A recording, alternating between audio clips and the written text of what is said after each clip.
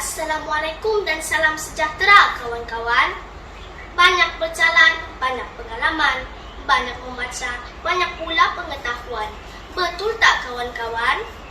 Saya, Ummu Najiha binti Zulfazli, bersekolah di SK Likas, Kota Kinabalu, akan mengulas 5 buah buku cerita hasil tulisan Nurul Azila Arifin. Beliau merupakan seorang pengarang buku cerita kanak-kanak yang banyak melatarkan watak haiwan dalam hutan. Karya beliau sangat kaya dengan motivasi dan pengajaran. Buku-buku ini diterbitkan oleh Quality Books Sdn Bhd pada tahun 2018. Kesemua buku ini didatangkan dalam 10 koleksi siri cerita fabel yang menarik. Buku-buku ini mengandungi 16 muka surat dan boleh didapati di pasaran dengan harga RM6 senaskah. Saya memilih kelima-lima buah buku cerita ini kerana bahasanya yang mudah dipahami, tulisan yang besar dan berwarna serta gambar yang menarik. Bonus untuk saya juga ialah penulis menyediakan beberapa soalan bagi setiap akhir cerita. Ini membantu saya lebih memahami setiap jalan cerita. Baiklah kawan-kawan, saya akan cuba mengulas kelima-lima buah buku cerita ini. Buku yang pertama, Anjing Pemburu dengan Sahabatnya. Cerita ini mengisahkan seekor anjing pemburu yang tamak menumpang rumah sahabatnya yang baik hati untuk melahirkan anak. Namun, setelah melahirkan anak, anjing pemburu menjadi semakin tamak sehingga sanggup menghalau sahabatnya dari rumahnya sendiri.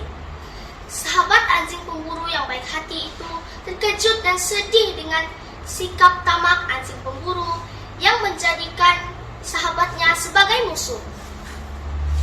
Ulasan buku yang seterusnya bertajuk Rubah yang Kecewa. Alkisah, seekor rubah yang kelaparan berjaya masuk melalui lubang kecil ke dalam ladang anggur yang berpagar setelah menguruskan badannya berlapar selama 3 hari. Rubah makan anggur sepuas-puas hatinya. Namun, apabila tiba musim menuai, rubah susah hati kerana terpaksa sekali lagi berlapar untuk menguruskan badannya. Rubah amat bersyukur. Sejak hari itu, rubah sentiasa berhati-hati setiap kali keluar mencari makanan. Rubah tidak mahu lagi keinginannya yang melampau itu memakan dirinya sendiri. Ulasan buku yang seterusnya dari saya bertajuk Singa dengan Tupai. Tupai merupakan haiwan yang sangat rajin mencari makanan. Pada suatu hari, ketika melompat-lompat, Tupai terjatuh di atas kepala singa yang sedang tidur.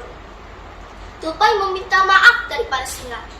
Singa akan memaafkan Tupai dengan syarat.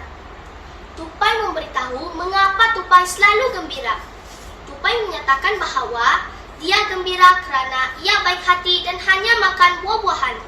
Tidak seperti singa, membunuh haiwan kecil untuk dijadikan makanan. Mendengar kata Tupai itu, singa sangat marah dan mengaum sekuat hati. Tapi, apakan daya, Tupai yang bijak itu berjaya melepaskan diri.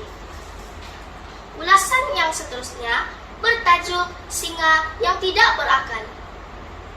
Buku ini menceritakan seekor singa tua yang amat digeruni kerana kegagahannya. Namun, setelah singa tua, hanya kuku kakinya sahaja yang masih kuat dan tajam. Seekor burung selalu menyindir dan menasihati singa tua supaya menggunakan akal setiap kali mendapatkan makanan. Singa tua yang sombong itu mendengar akan nasihat burung tersebut.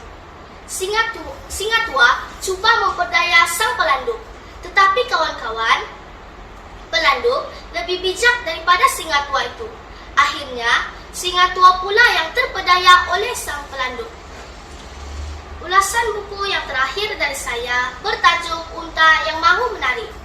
Buku ini mengisahkan monyet yang mendapat pujian kerana kehebatannya menari di majlis hari jadi Raja Singa. Unta yang iri hati juga turut ikut menari karena ingin mendapat pujian seperti monyet. Tetapi ketika menari, badan dan kakinya kaku.